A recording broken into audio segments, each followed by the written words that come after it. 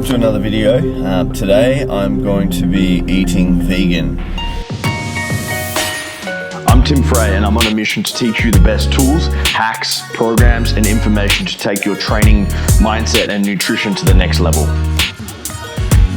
This is going to be pretty tough because over the last month I've been doing pretty much strict carnivore, or 95%. If you don't know what carnivore is, basically you just eat animal products. That is it.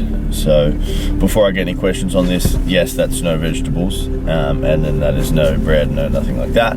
But I'm going to do the complete opposite for a day, and I'm going to eat only vegetables, or things that don't come from animals, which is going to be tough. I fucking hate vegetables anyway, so this is going to be a real ball ache for me. I've got some meals planned out, should be a bit of fun.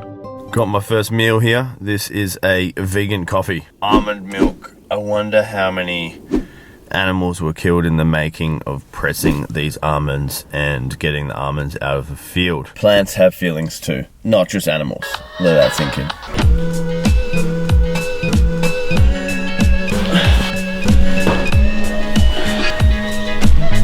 Yes! New vegan PB, 40 kilo back squat, let's fucking go. So I've had 2 meals and a snack of vegan based food. I generally feel pretty horrendous at the moment, but it could be to do with the fact that I've gone from eating just meat to plants, and my guts are just like, what the fuck's going on? There's probably a little bit of element of that. I feel quite sluggish, and then a little bit of brain fog, like I can't really be doing anything. I know like half a day is probably not enough time to draw a proper scientific conclusion, but I feel like people know what they feel good on. And for me, it's always been like a meat-based diet or more proteins in my diet than I'm getting at the moment. I think I've had like 20 grams of protein for the day so far. It's not optimal for someone that's chasing performance. And you know, all the you see like bodybuilders, like vegan bodybuilders, they didn't get to the size or performance they were at by being a vegan. They changed over once they had all the muscle mass and cross-sectional area, and used the anabolic steroids and all the other shit that comes with it. You know, people are always gonna cherry pick their sides of the argument, and you know, I'm definitely not 100% not biased towards meat-based eating, but yeah, that's where I'm at on it.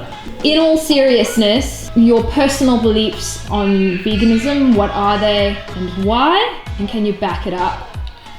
It is well documented that a plant-based diet is not optimal for health, performance and longevity.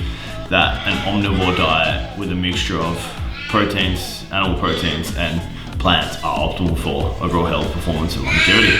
And this has been researched in the studies for a very long time. So you want to think about it as a continuum. You've got plant-based diets and meat-based diets. Always a sweet spot with everything is somewhere in the middle, and it's both of them. And it depends on your preferences, intolerances, what you like, and what's going to be working with your body. Sometimes some things may work for someone else and not for other people, but generally in terms of longitudinal studies, it doesn't really weigh up positively for veganism or plant-based diets. Have you heard of the movie Game Changers? Yes, I've heard of Game Changers. Did you watch Game Changers? I watched a bit of Game Changers, but what really got me was when the guy was doing like battle ropes and he had like beetroot juice, and then he was like, I've increased my performance on the battle ropes by XYZ percentage just by having like juice. And I'm like, that's what happens when you train something, you get better at it. It's nothing to do with the fucking juice you were juicing. My guts are hurting. It begins. Toilet time with Tim. I don't think you want to come. Wow, we have another delicious vegan food. Let's open it. What are they? Purple sweet potato, rosemary and garlic. Anything like a purple sweet potato cannot be good for you.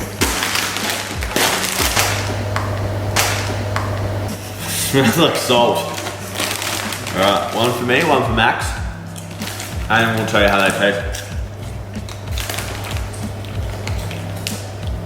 Doesn't taste like anything. Tastes like salt. Are they like potato chips? Yeah, I guess they're just like chips, but vegan. I can't imagine the macros and calories on this be good. The whole point of this video is for entertainment purposes. Like, we're having a laugh and we're having a bit of a joke, and I'm shedding some scientific light and evidence on meat-based diets versus vegan diets, and you know how I'm feeling, and you know anecdotally what's going on with me.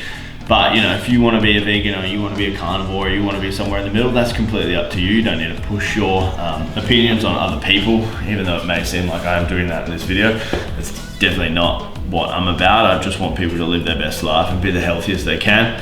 So I guess the final argument comes down to having the adequate levels of protein for recovery, performance, and growth.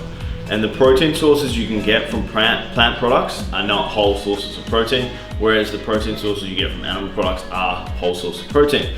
As a general rule of thumb, as a coach and trainer, I always tell my clients you want to have somewhere between 1.6 grams to 2.2 grams of protein per kg of body weight. So if you're 100 kilos, that's 160 to 220 grams. And anything less than that is probably not going to be enough for you to sustain performance, recovery, and longevity. Whereas, you know, the amount of protein I've had today, I know I could have like tempeh or you know, vegan proteins or something like that, but I would get nowhere near 160 grams, or even halfway through my day, you know, what's that, 80 grams? I'm on like 20 grams for the day according to MyFitnessPal. So protein is the number one macronutrient. In terms of nutrition stuff, I always tell my clients calories are the most important, then protein, then carbs and fats. Okay, carbs and fats can be interchangeable wherever you're at, but you want to hit your calories, then you want to hit your protein. If you've got those two right, you're generally going to be on the right path to getting great results, whatever your goal may be. It's all about the nutrition, and most people say that it's going to be 90% nutrition, 10% training. If that 90% nutrition is not taking you where you need to go, it's going to be really hard for you to get results in this space.